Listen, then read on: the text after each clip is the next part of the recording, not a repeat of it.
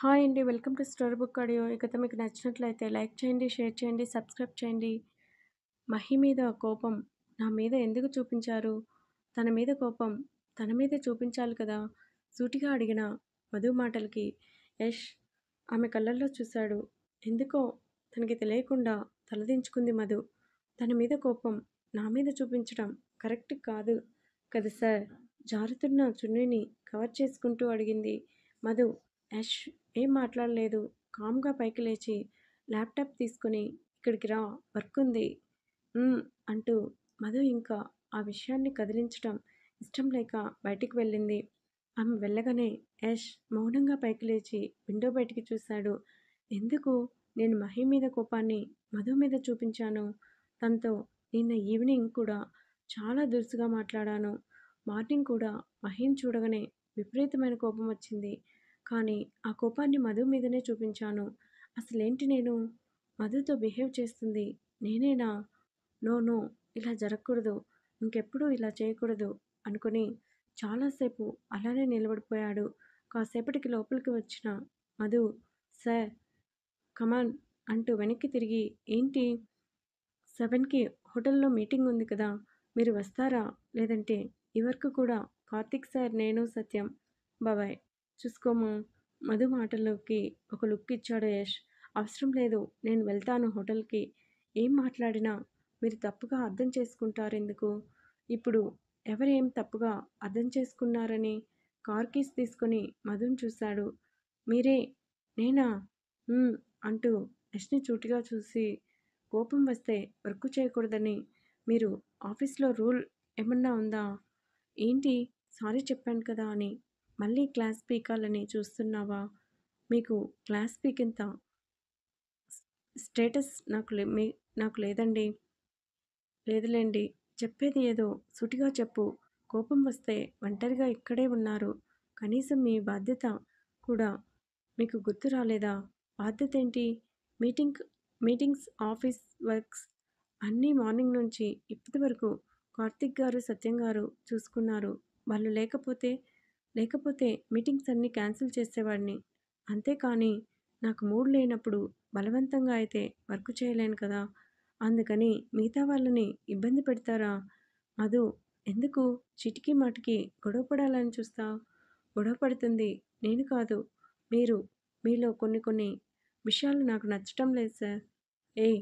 Salary ఇచ్చేవాడి మీద క్లాసులు ఇవ్వకు. మండుతుంది. నిజం చెప్పండి. ఈరోజు ఏం చేశారు మీరు? చెప్పండి సార్. నీకు ఎందుకు చెప్పాలి?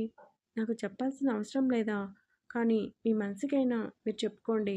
కోపం వస్తే అది అంతటితో వదిలేయాలి. అంతేకానీ ఇంకా కోపాన్ని పెంచుకొని మీ పనిని కూడా ఎదుటి వాళ్ళ మీద దిద్దడం కరెక్ట్ కాదని చెప్పటానికి వచ్చాను. అంతేకానీ మీకు నీతులు చెప్పేంత పెద్దదాన్ని అయితే కాదు. మీరు కంపెనీ ప్రెసిడెంట్. మిమ్మల్ని చూసి మేము నేర్చుకునేలా ఉండాలి. కానీ మా ముందు మీరు చులకన అవ్వకూడదని చెప్తున్నాను. నా మాటలకి కోపం వచ్చినా నేనేం చేయలేను అని యష్ చేతిలో కార్ కీస్ తీసుకొని బయటికి వెళ్ళింది మధు. యష్ ఒక్కసారిగా చైర్లో కూర్చొని మధు మాటలు తలుచుకొని తనలో తానే చిన్నగా నవ్వుకున్నాడు. సార్, చెప్పు సత్యం. కాఫీ ఇవ్వమంటారా? వద్దు. చిన్ను దగ్గరికి వెళ్ళాలి. టైం అవుతుందని యష్ వెళ్ళగానే, ఏమైంది దీనికి? ఇప్పటి వరకు కోపంగా ఉన్నారు. అంతలోనే నవ్వేంటో ఈయన అనుకున్నాడు. కారు ఎక్కిన యష్ మధు పక్కన కూర్చొని, కారు చిన్ను దగ్గరికి పోనివ్వు. సరే సార్ అని మధు కార్ స్టార్ట్ చేసి తన చేతికి ఉన్న వాచ్ వైపు చూసుకుంది. ఇంటికి వెళ్ళేసరికి ఈరోజు లేట్ అవుతుంది. ఈ విషయం ముందుగా నాన్నకి చెప్పాలి. లేదంటే ఇంట్లో వాళ్ళు కంగారు పడతారు. టైం చూసుకున్నావు దేనికి? ఏం లేదు సార్. మధు, చెప్పండి సార్. Thank you. దేనికి? ఊరకనే చెప్పాలని అనిపించింది. అందుకే చెప్పాను. అయినా మాలాంటి మిడిల్ క్లాస్ వాళ్ళకి సారీ చెప్పటం ఎందుకు సార్? మీరేంజేంటి మీరేంటి ఇప్పుడు చెప్తే చెప్పారు కానీ ఇంకెప్పుడు చెప్పకండి. జరిగింది మర్చిపో. లేదంటే ఇప్పుడు నేను రచ్చ చేశానంటే వారం రోజుల వరకు ఆఫీస్‌కి రావు. ఏంటి సార్ బెదిరిస్తున్నారా? లేదు, వార్నింగ్ ఇస్తున్నాను అని మధుకి ఒక లుక్ ఇచ్చి విండో బయటికి చూశాడు యస్. ఆపరేషన్ థియేటర్ నుంచి బయటికి వచ్చి తన క్యాబిన్‌లో కూర్చుంది మహి. మార్నింగ్ యష్‌తో పడిన గొడవ తలుచుకోగానే తనలో తానే చిన్నగా నవ్వుకుంది. చూస్తూ ఉండు. నీ కోపాన్ని ఎలా పోగొడతానో. అయినా ఎందుకు బావా నేనంటే అంత కోపం నీకు? అనుకుని శశి ఫోన్ చేయటంతో హలో బాబా!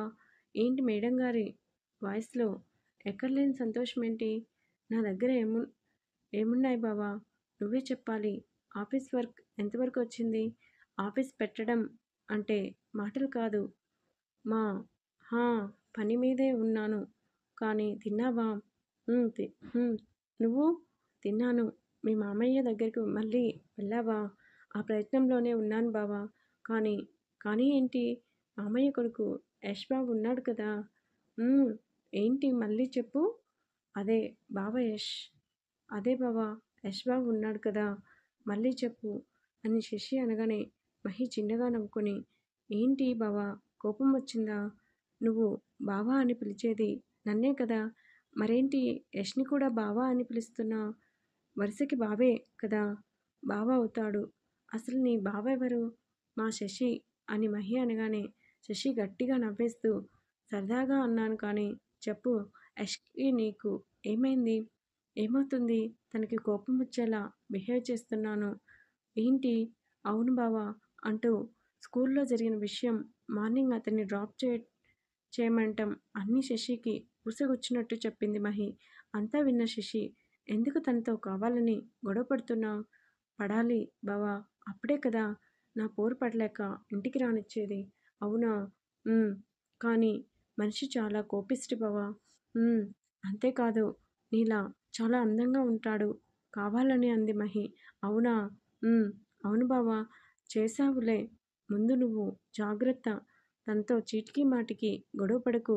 ఈ అమ్మాయి ఎందుకు గొడవ పడుతుందని నీకోసం ఆరాలు తీస్తాడు. అర్థమైందా? నువ్వు చెప్పింది నిజమే బావా! నేను ఎందుకు ఈ కోణంలో ఆలోచించలేదు? నీకు మరీ మరీ చెప్పాను కదా! ఏం చేసినా ఒకటికి 10 సార్లు ఆలోచించుకోమని. నువ్వు చిన్నపిల్లవి కాదు మహి. అర్థమైంది బావా! ఇంకెప్పుడు ఇలాంటి పిచ్చి పనులు చేయను. సరేనా? హ్మ్. జాగ్రత్త. మిస్ యూ బావా! నాకా? యష్‌కా? బావా! కోపంగా అరిచింది. సరదాగా అన్నాను. మిస్ యూ అని సిసి ఫోన్ కట్ చేసి ఎప్పుడూ లేనిది యష్ కోసం నా దగ్గర చెప్తుందేంటి? శశికి తెలీదు కదా! ముందు ముందు ఏం జరగబోతుందో. మధు కారు ఆపు. ఇంకా స్కూల్ రాలేదు కదా సార్. కొంచెం తలనొప్పిగా ఉంది మధు. కాఫీ తాగాలి. సరే సార్ అని మధు కార్ రెస్టారెంట్ ముందు ఆపగానే తిన్నావా? ఆ సార్. నా ముఖం చూసి చెప్పు మధు. నిజం సార్. ముఖం చూసి చెప్పమన్నాను కదా! ఏంటి సార్ మీరు? అని ఇబ్బందిగా యష్‌ని చూసి అంతలోనే తలని దించుకుంది. పద భోజనం చేద్దాం. నాకు ఆకలిగా లేదు సార్. రాకపోతే నా గురించి తెలుసు కదా! అంటూ యష్ డోర్ ఓపెన్ చేశాడు. అంతలోనే మధు తలబరబోయి 2 కళ్ళు మసగ్గా కనిపించేసరికి మధు భారంగా తలని వెనక్కి వాల్చి రెస్టారెంట్ లోపలికి వెళ్తున్న యష్‌ని చూస్తూ కళ్ళు మూసుకుంది. ఎప్పటిలానే ఆమె కనురెప్పల చాటున చీకటిలో పొదల మధ్యలో ఆమె అందాన్ని సొంతం చేసుకుంటున్న అతని రూపం చూడాలి అని మధు కలవరిస్తూ గట్టిగా కళ్ళు మూసుకుంది.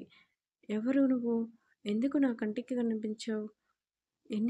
ఎన్ని రోజులు అని నన్ను బాధపెడతావు?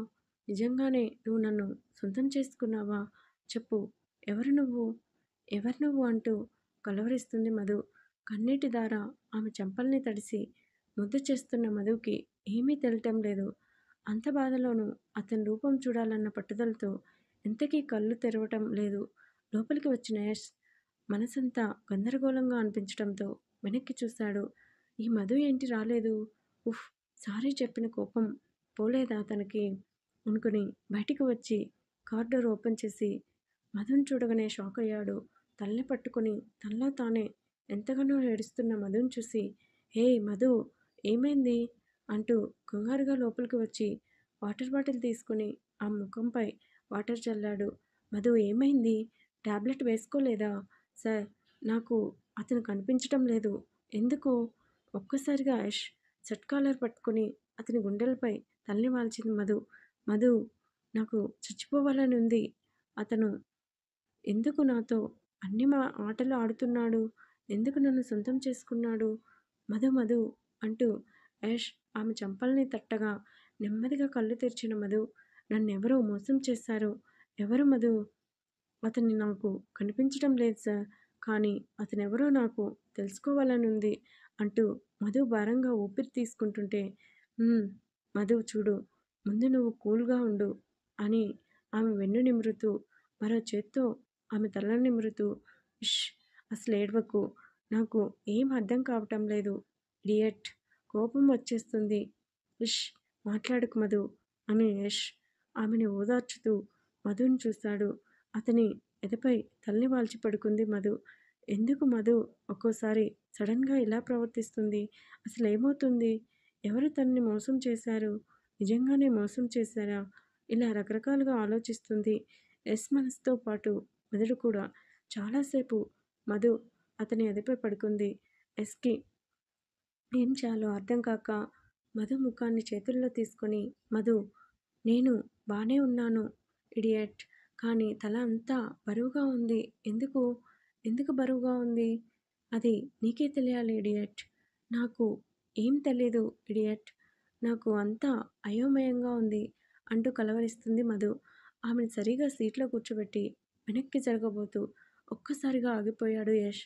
అప్పటికే అతని షర్ట్ కాలర్ పట్టుకొని గట్టిగా పట్టుకునింది మధు. ఎక్కడికి వెళ్ళనే, ఇక్కడే ఉంటాను అని ప్రేమగా ఆమె తల నిమరగానే మధు అతని షర్ట్ కాలర్ మరింత గట్టిగా పట్టుకుంది.